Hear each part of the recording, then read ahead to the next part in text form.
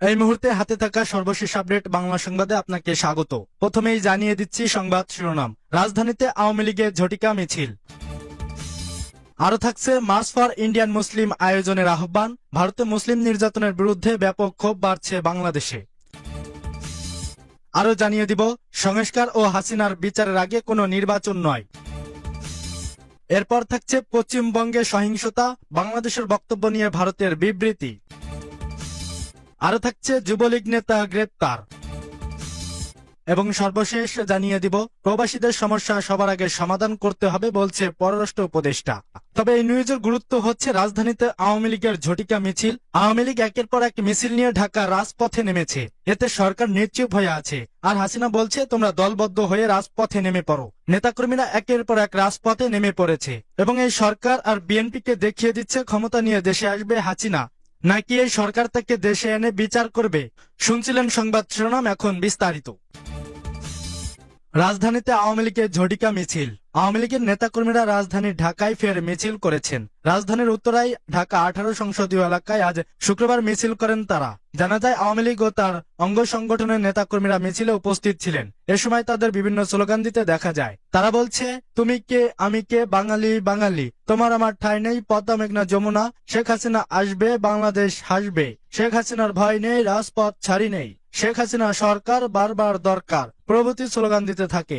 এ মিছিলের নেতৃত্ব দেন ঢাকা মহানগর উত্তরখান ইউনিয়ন আওয়ামী লীগের সাধারণ সম্পাদক আতিকুর রহমান মিলন। এর আগে গত মঙ্গলবার সকালে রাজধানীর ভাটারা রামপুরা প্রধান সড়কে হঠাৎ ঝটিকা মিছিল করে আওয়ামী লীগ। গত 5 আগস্ট ছাত্র জনতার অভ্যুত্থানে শেখ হাসিনা ও আওয়ামী লীগ সরকারের পতন ঘটে।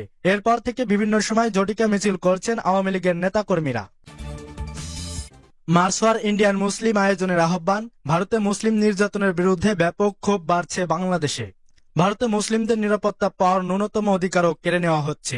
গুজরাট থেকে দিল্লি, আসাম থেকে উত্তরপ্রদেশের সর্বত্র মুসলিম নিধনের উৎসবে মেতেছে উগ্র হিন্দুত্ববাদীরা। ভারতের শাসক গোষ্ঠী উগ্রপন্থী বিজেপি এজেন্ডাই হচ্ছে এক দেশ এক ধর্ম বাস্তবায়ন, যা ভারত বাংলাদেশ কথিত সংখ্যালঘু নির্যাতন নিয়ে অব্যাহতভাবে অন্যায় উদ্বেগ জানিয়ে আসছে। সেই দেশটির এখন রাষ্ট্রীয়ভাবে সংখ্যালঘু নির্যাতনের নিকৃষ্টতম ভূখণ্ড হয়ে উঠেছে। বিজেপির মুসলিম বিরোধী এজেন্ডা বাস্তবায়নের লক্ষ্যে সারা ভারতে মুসলিমদের উপর ব্যাপক নির্যাতন চালানো হচ্ছে। সম্প্রতি মিডল ইস্ট মনিটরের এক তথ্যচিত্রে মুসলিম নির্যাতনের লোমহর্ষক বর্ণনা উঠে এসেছে। গণমাধ্যমের খবর প্রকাশিত হয়েছে, ভারতে মুসলিমদের বসতভিটা থেকে উৎখাত, ব্যবসা বাণিজ্য বাধা, এমনকি রাস্তাঘাটে বোরকা পরা নারীদের হেনস্থার মতো ন্যাক্কারজনক কাজে লিপ্ত হচ্ছে সেখানকার উগ্র সনাতন ধর্মাবলম্বীরা। বর্তমানে দেশটির উত্তরপ্রদেশে মুসলিম নির্যাতনের মাত্রা নতুন করে চরম পর্যায়ে পৌঁছেছে। রাজ্যের মুজাফফরনগরে প্রকাশ্যে একজন মুসলিম নারীর হিজাব খুলে নেওয়ার একটি ভিডিও সামাজিক যোগাযোগ মাধ্যমে ছড়িয়ে পড়েছে। এ ঘটনাকে কেন্দ্র করে স্থানীয় মুসলিম সমাজের সৃষ্টি হয়েছে তীব্র ক্ষোভ। সম্প্রতি ভারতের বিভিন্ন স্থানে প্রকাশ্য মুসলিম নির্যাতনের বেশ কিছু ভিডিও সোশ্যাল মিডিয়ায় ছড়িয়ে পড়লে নেটিজেনদের মধ্যে তীব্র প্রতিক্রিয়া দেখা যায়। দেশটির মুসলিম নির্যাতনের বিরুদ্ধে ক্ষোভ ফুঁসে উঠেছে বাংলাদেশের মানুষেরও। সামাজিক যোগাযোগের মাধ্যমে মার্চ ফর গাজার মতো মার্চ ফর ইন্ডিয়ান মুসলিমের ডাক দিতে দেখা গেছে।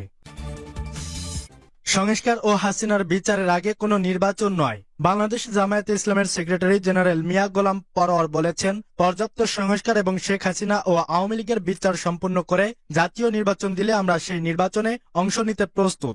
সংস্কার ও বিচারের আগে কোনো নির্বাচন নয়। আমাদের দলের আমির ইতোমধ্যে জাতীয় ঐক্যের ডাক দিয়েছেন। নতুন স্বনির্ভর বাংলাদেশ গড়তে জাতীয় ঐক্যের বিকল্প নেই। শুক্রবার সকালে কুমিল্লার লাকসামে জামায়াত ইসলামের কর্মী সম্মেলনে তিনি এসব কথা বলেন। এ সম্মেলনে প্রধান অতিথি হিসেবে উপস্থিত ছিলেন গোলাম পরোয়ার। জামায়াতে ইসলামীর সেক্রেটারি জেনারেল বলেন, অহংকারী ও অত্যাচারী শাসকের পরিণতি কি হতে পারে হাসিনাকেও দেখে তা ভবিষ্যৎ প্রজন্মকে শিখতে হবে। জামায়াতকে নিষিদ্ধ করতে গিয়ে জনগণ হাসিনাকে নিষিদ্ধ করে দিয়েছে। জুলাই আন্দোলনে হতাহতদের রক্তের ঋণ শোধ করতে হবে আমাদের। আমরা তাদের কাছে দায়বদ্ধ। নতুন বাংলাদেশ হবে পূর্ণ স্বাধীন জানিয়ে গোলাম পরোয়ার বলেন, এখানে জনগণের অধিকার থাকবে, খাদ্য স্বয়ংসম্পূর্ণ হবে, ইনসাফপূর্ণ অর্থনীতি হবে, সঠিক বিচার ব্যবস্থা নিশ্চিত হবে, এদেশ থেকে হাজার কোটি টাকা বিদেশে পাচার হবে না। পশ্চিমবঙ্গে সহিংসতা, বাংলাদেশের বক্তব্য নিয়ে ভারতের বিবৃতি। ভারতের পশ্চিমবঙ্গে সাম্প্রতিক সহিংস ঘটনাকে কেন্দ্র করে বাংলাদেশ সরকারের পক্ষ থেকে সংখ্যালঘু মুসলিমদের নিরাপত্তা নিশ্চিত করার আহ্বান জানানো হয়েছে। তবে ভারতের পররাষ্ট্র মন্ত্রণালয় বাংলাদেশের এই মন্তব্যকে অপ্রয়োজনীয় ও লোক দেখানো আখ্যা দিয়ে তা প্রত্যাখ্যান করছে। বৃহস্পতিবার বাংলাদেশ সরকারের প্রধান উপদেষ্টার প্রেস সচিব শফিকুল আলম বলেন, আমরা ভারত সরকার ও পশ্চিমবঙ্গ রাজ্য সরকারকে সংখ্যালঘু মুসলিম জনগোষ্ঠীর পূর্ণ নিরাপত্তা নিশ্চিত করার জন্য সব ধরনের পদক্ষেপ গ্রহণের আহ্বান জানায়। বাংলাদেশ সরকার মুসলিমদের ওপর হামলা এবং তাদের জানমালের নিরাপত্তা হানির ঘটনাগুলোর নিন্দা জানায়। এই বক্তব্যের পরিপ্রেক্ষিতে শুক্রবার ভারতের পররাষ্ট্র মন্ত্রণালয়ের মুখপাত্র শ্রী রণধীর জয়সওয়াল এক বিবৃতিতে বলেন, পশ্চিমবঙ্গের ঘটনা নিয়ে বাংলাদেশের মন্তব্য আমরা সম্পূর্ণভাবে প্রত্যাখ্যান করছি। এটি একটি ছলনামূলক ও অপ্রাসঙ্গিক প্রচেষ্টা, যার মাধ্যমে বাংলাদেশের সংখ্যালঘুদের উপর চলমান নিপীড়নের সঙ্গে ভারতের পরিস্থিতিকে তুলনা করার চেষ্টা করা হয়েছে। বাংলাদেশে যেসব অপরাধীরা সংখ্যালঘুদের উপর হামলার সঙ্গে জড়িত তারা এখনো নির্বিঘ্নে ঘুরে বেড়াচ্ছে। বাংলাদেশকে বরং নিজেদের সংখ্যালঘুদের অধিকার রক্ষায় মনোযোগ দেওয়া উচিত। ভারতের পররাষ্ট্র মন্ত্রণালয়ের অফিসিয়াল ফেসবুক পেজে এই বিবৃতির একটি পোস্টও করা হয়, যা এরই মধ্যে আলোচনার জন্ম দিয়েছে। উল্লেখ্য, গত সপ্তাহে পশ্চিমবঙ্গের মুসলিম অধ্যুষিত মুর্শিদাবাদ জেলায় নতুন ওয়াকফ আইন সংশোধনের প্রতিবাদে ব্যাপক বিক্ষোভ ছড়িয়ে পড়ে। মালদা, মুর্শিদাবাদ, দক্ষিণ 24 পরগনা ও হুগলি জেলায় এই বিক্ষোভ ছড়িয়ে পড়ে। বিক্ষোভকারীরা বিভিন্ন জায়গায় সড়ক অবরোধ করেন, ইট পাটকেল নিক্ষেপ করেন এবং কিছু এলাকায় অগ্নিসংযোগের ঘটনাও ঘটে। এতে পুলিশ এবং সাধারণ জনগণের মধ্যে উত্তেজনা তৈরি হয়। যুবলীগ নেতা গ্রেপ্তার। চট্টগ্রামের বোয়ালখালীতে যুবলীগ নেতা মোহাম্মদ মামিনুর রশিদ মামুনকে গ্রেপ্তার করেছে পুলিশ।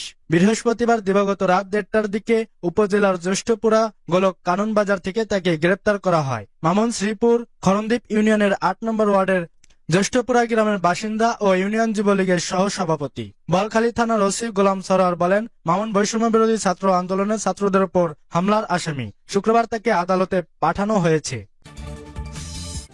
প্রবাসীদের সমস্যা সবার আগে সমাধান করতে হবে বলছে পররাষ্ট্র উপদেষ্টা। দূতাবাসের কর্মকর্তাদের উদ্দেশ্যে পররাষ্ট্র উপদেষ্টা তৌহিদ হোসেন বলেছেন, সবার আগে প্রবাসীদের সমস্যা সমাধান করতে হবে। দূতাবাসের সীমাবদ্ধতা থাকলেও মানুষকে আগে সেবা দিতে হবে। শুক্রবার ফরেন সার্ভিস ডে উপলক্ষে কর্মকর্তাদের উদ্দেশ্যে দেওয়া বক্তব্যে তিনি এসব কথা বলেন।